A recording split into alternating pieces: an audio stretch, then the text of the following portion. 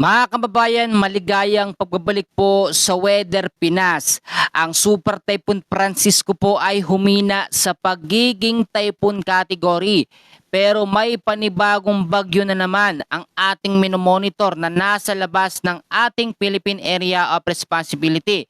Ito ba ipapasok sa loob ng ating bansa at miminsala? Aalamin ho natin lahat ng mga detalye. So ngayon, titignan muna natin kung nasaan na ang pinakadireksyon at lokasyon po ng Bagyong Francisco. Ito pong Bagyong Francisco ay humina na sa Category 4, which is ang pagiging typhoon category. Huli ho itong namataan 380 kilometers east of Apari, Cagayan, at may lakas ng hangin ngayon na bumubugso sa 175 kilometers per hour at merong pagbugso naman na umaabot sa 215 kilometers per hour. Bukod dyan, makikita nyo sa kanyang likuran ang isa na namang panibagong bagyo na sa ngayon ay nasa tropical storm category agad. So ngayon, titignan natin kung magiging malakas ba ito, kung magiging super typhoon din, at kung ano ang mga lugar na posibleng maapektuhan. May lokasyon itong tropical storm na 2,605 kilometers dito po sa may bandang east of southeastern Luzon. May lakas ng hangin na 65 kilometers per hour at may pagbugsong umaabot sa 80 kilometers per hour pa westward ang pagkilos sa bilis na 15 kilometers per hour. So ngayon, dalawang bagyo na ang ating minomonitor mga kababayan, mag-ingat po tayong mabuti. Pero tignan muna natin yung nagiging epekto ngayon ng Typhoon Francisco kasi nasa loob pa ito ng ating Philippine Area of Responsibility. Sa mga susunod po na mga oras, ito ang magiging lokasyon o lugar po ng Bagyong Francisco para mapaghandaan ho ng ating mga kababayan. So inaasahan po ngayong alas 8 po ng gabi, ngayong araw po ng Martes, 345 kilometers east of Calayan, Cagayan ang magiging lokasyon ng Typhoon Francisco.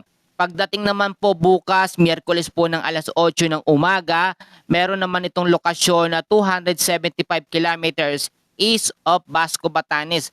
Ang tanong ng mga kababayan natin, kahit nasa loob ng ating Philippine Area of Responsibility at kahit naging super typhoon category ito, hindi ito masyadong naramdaman sa malaking bahagi po ng ating bansa. Lalo-lalo na sa malaking parte po ng Luzon. Kung makikita nyo, ito yung pinaka-radius. Yan naman yung kulay pula na yan yung nasa malapit sa mata o pinaka-sentro po ng Bagyong Francisco. Yung area na yan na merong dilaw na nakadikit po dito sa ating kalupaan, sa ating landmass, yan wala masyadong epekto o malakas na epekto. Kaya nga po, pumalo ang Bagyong Francisco sa super typhoon at dapat po kapag direktang lugar na apektado ng super typhoon, ay itataas sa wind signal number 5 ang mga lugar po na maapektuhan nito. Pero ngayon po, dahil nga po mahina yung radius o yung extension ng kanyang hangin, hindi ganun kalakas, nasa signal number 1 lamang ang mga lugar na naaapektuhan nito. So huwag kayong magtaka dahil pabago-bago talaga ang sirkulasyon ng hangin. Minsan sa update natin, hindi ito lalakas sa super typhoon, nagbabago yan. So dapat nga po lagi tayong updated. Sa ngayon, nakataas pa rin po ang wind signal number 1 dito po sa ilang bahagi ng Luzon.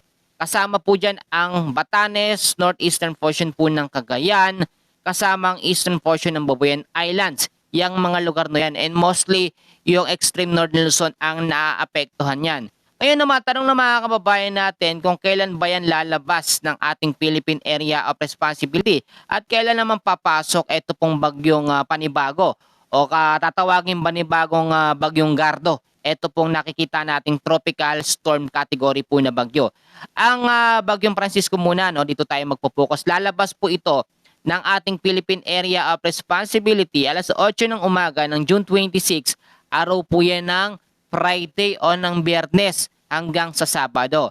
Paglabas nito ng ating Philippine Area of Responsibility, hindi na ito babalik sa pagiging super typhoon category. Mas hihina na po ng hihinayan. Pero habang ito ay nasa loob ng ating Philippine Area of Responsibility, magme-maintain ito o mananatili ang lakas nito sa pagiging typhoon. Mas okay na yung typhoon kaysa super typhoon mga idol, mga kababayan, no? At sa ngayon, more on tignan muna natin itong bagyong Francisco kasi itong panibagong bagyo wala pa naman direktang epekto. Ngayon naman, patuloy pong pinapalakas ng Typhoon Francisco ang epekto po ng habagat na ngayon itinatawag natin na enhanced habagat. Mapapansin nyo sa kanlurang bahagi ng ating bansa, nandyan ang mga maulap na kalangitan dulot po ng habagat. Ang habagat po ngayon ay nagbibigay na ng mga heavy rainfall warning sa ilang bahagi ho ng ating bansa. So aalamin natin yan. So dito muna tayo. Naglabas po ang Pag-asa ngayon ng tinatawag natin na heavy rainfall warning dahil po sa Tropical Cyclone Francisco o Bagyong Francisco. Ngayong hapon hanggang bukas po ng hapon, asahan natin ang 50 to 100 mm sa dami ng pag-uulan dyan po sa may Batanes at sa may Cagayan. Bukas ng hapon hanggang sa Thursday ng hapon, meron tayong ine-expect din na 50 to 100 mm sa dami ng pag-uulan sa Batanes. Meron din tayong nakataas na heavy rainfall warning dahil sa enhanced habagat. So ngayong hapon hanggang bukas, meron din tayong ine-expect na moderate to heavy rains na 50 to 100 mm sa dami ng pag-ulan dyan sa parte ng Palawan, Occidental Mindoro at sa may Antique. Bukas ng hapon hanggang sa Thursday po ng hapon, meron tayong moderate to heavy rains na mayroong 50 to 100 mm sa dami ng pag-ulan dyan pa rin sa Palawan, Occidental Mindoro at Bataan. Thursday naman ng hapon hanggang sa Friday ho ng hapon dahil sa patuloy na paglakas ng habagat na enhanced habagat po, 50 to 100 mm sa dami ng pag-uulan pa rin ang aasahan natin sa Palawan, Occidental Mindoro at sa may Bataan. Kinakailangan po maging handa at mag-ingat tayo. Ganito kasi yan, nakakatakot yung ganitong meron tayong banta ng malakas na bagyo pero hindi masyadong nararamdaman o hindi masyadong nagpaparamdam. Yan po ang pinakadelikado sa lahat.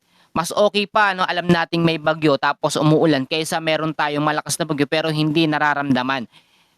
Pwede kasi mangyari yung senaryo dito na biglang bumugso na lamang yan, biglang magbigay ng sobrang lakas na hindi natin ine-expect. Ganito ho kasi yan. Ang mga bagyo ho kasi meron yung tinatawag na warning lead time o meron yung duration bago yan maramdaman o mararanasan yung epekto.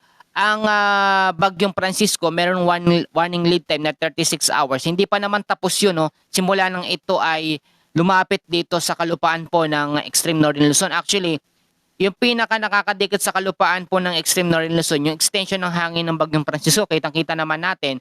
Pero ito yung mga pula na yan, yung kulay pula at itong bilog, yan yung pinakamata ng bagyo na matindi ang epekto. Ipagpasalamat natin sa Diyos na hindi yan nagkaroon ng direktang paglandfall. At wag na tayong magreklamo. Sinasabi kasi may bagyo, bakit hindi naman daw maramdaman o hindi umuulan? Mas maganda nga po na ganun, may bagyo pero hindi umuulan kaysa naman na merong bagyo tapos hindi naman tayo nakahanda. Wala rin, no? Talagang mapeperwisyo ho tayo.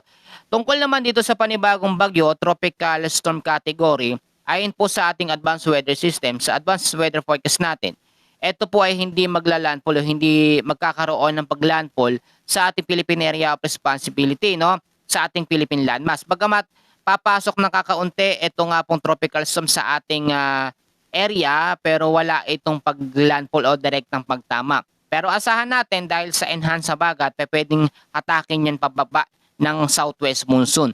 Sa ngayon po mga kababayan, yan muna ang ating pinaka-latest na weather update sa lagay ng ating panahon. Maraming salamat, mag-ingat ho tayo. Magdala ng payong jacket, kapote, panlaban sa biglaang pag-uulan. God bless po.